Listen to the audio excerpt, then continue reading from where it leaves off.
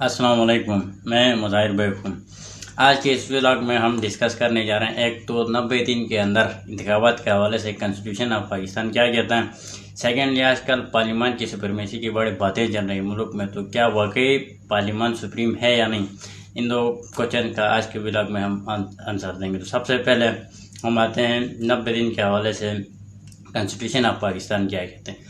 जब भी आप किसी भी सोसाइटी में जाएं तो स्टेट और सिटीजन के दरमियान हमेशा एक कॉन्ट्रैक्ट होता है जिसे सोशल कॉन्ट्रैक्ट कहते हैं। और इसकी बुनियाद अगर आप जाएंगे तो फिलोसफर, 3 सबसे अहम फिलोसफर थे जिन्होंने ये थ्योरी पेश की थी सोशल कॉन्ट्रैक्ट थ्योरी को। उनमें जो थॉमस होप साहब थे और जॉन लॉक और जॉन रोजे साहब थे, इन तीनों ने सोशल कॉन्ट्रैक्ट थ्योरी की बुनियाद रखी थी। इनका ये मानना था कि स्टेट और सिटीजन के दरमियान हमेशा एक कॉन्ट्रैक्ट होता है जिसके अकॉर्डिंग स्टेट चल रही होती है। तो इसी कॉन्ट्रैक्ट को हम कॉन्स्टिट्यूशन ऑफ पाकिस्तान कहते हैं। हमारे आम अगर ज़बान में समझाऊँ तो कॉन्स्टिट्यूशन ऑफ पाकिस्तान दरअसल हमारे स्टेट और सिटीजन के दरमियान एक कॉन्ट्रैक्ट है। अगर आप कॉन्स्टिट्यूशन ऑफ पाकिस्तान के आर्टिकल 4 और आर्टिकल 5 को देखेंगे तो यही चीज़ वो भी रिफ्लेक्ट करती हुई नजर आएगी। आर्टिकल 4 हमें ये कहती हैं कि एवरी जो सिटीजन है उसको हम लॉ के अकॉर्डिंग ट्रीट करेंगे, जिसके बदले में article 5 of constitution of Pakistan हमें ये कहता है कि हम कॉन्स्टिट्यूशन के साथ ओबीडियंट रहेंगे।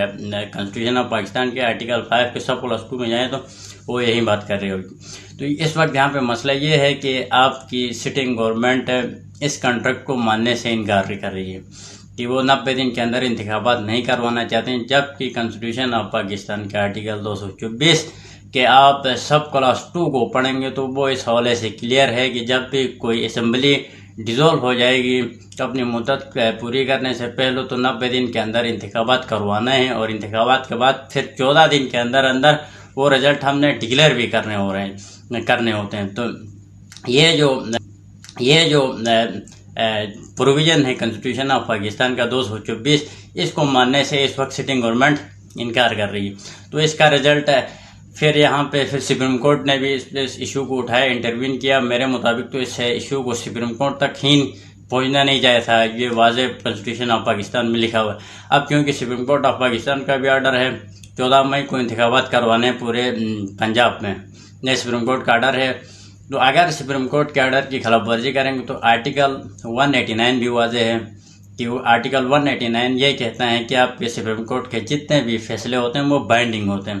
तो सबसे पहले अगर 90 दिन के अंदर इंतखाबात नहीं होते हैं तो एक तो ये काम होगा कि आर्टिकल 224 की वायलेशन होगी, आर्टिकल 5 की वायलेशन होगी, और फिर आर्टिकल 189 की वायलेशन होगी। इसका रिजल्ट ये निकल सकता है कि क्योंकि अभी कोर्ट का रिजल्ट भी हो तो इस पर फिर कंटेम्प्ट ऑफ कोर्ट भी लग सकते हैं, आर्टिकल 204 जिसे आप कहते हैं। तो फिर इस पूरे इशू में यहाँ पे जो डिस्कस हो रहा है, हमेशा मीडिया पे जिस चीज़ को सबसे ज़्यादा हाईलाइट किया गया वो जजेस के दरमियान इख्तिलाफ को सबसे ज़्यादा उठाया गया मीडिया पे।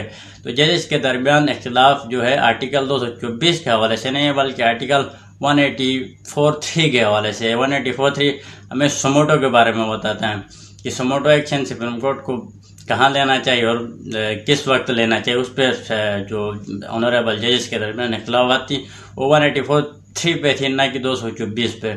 तो ना कॉन्स्टिट्यूशन ऑफ पाकिस्तान इस हवाले से क्लियर है कि हमने इंतखाबात 90 दिन के अंदर ही करवाने, अगर नहीं करवाएंगे तो यह आइन की वायलेशन होगी, फिर कोर्ट की भी वायलेशन होगी। सेकेंडली, जो मैंने व्लॉग के स्टार्ट में जो क्वेश्चन का बताया था आपको, क्या पार्लियामान सुप्रीम है या नहीं, तो जहाँ पे जिन ममालिक में रिटर्न कॉन्स्टिट्यूशन होता है, व्लॉग के स्टार्ट में जो क्वेश्चन का बताया था आपको, क्या पार्लियामान सुप्रीम है या नहीं, तो जहाँ पे जिन ममालिक में रिटर्न कॉन्स्टिट्यूशन होता है वहाँ पे कॉन्स्टिट्यूशन सुप्रीम होती है, पार्लियामान सुप्रीम नहीं होती है। पार्लियामान वहाँ पे सुप्रीम होती है जहाँ पे कोई रिटर्न कॉन्स्टिट्यूशन नहीं हो।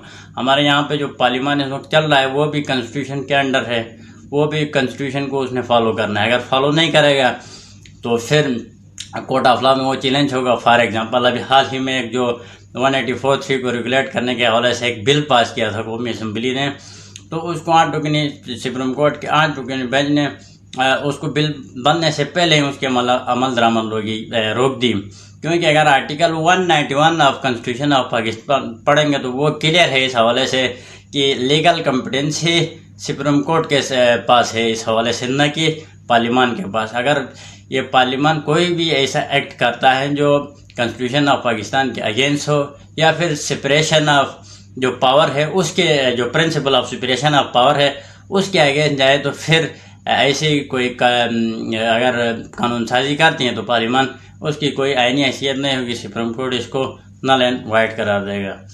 तो आखिर में चैनल को सब्सक्राइब करना ना भूलें, क्योंकि हम इस चैनल पे चीज़ों को चीज़ों के जो क्रिटिकल एनालिसिस करेंगे, और आने वाले दिनों में हम, अगर आपका साथ रहा तो जो जर्नलिस्ट, जो मशहूर जर्नलिस्ट हैं, कानूनदान हैं और पॉलिटिकल लीडर्स हैं, उनको हम इस चैनल पे इनवाइट करेंगे और आप तक हकीकत पहुंचाएंगे। आप तक के लिए इतना मुझे इजाज़त दिए। अल्लाह हाफ़िज़।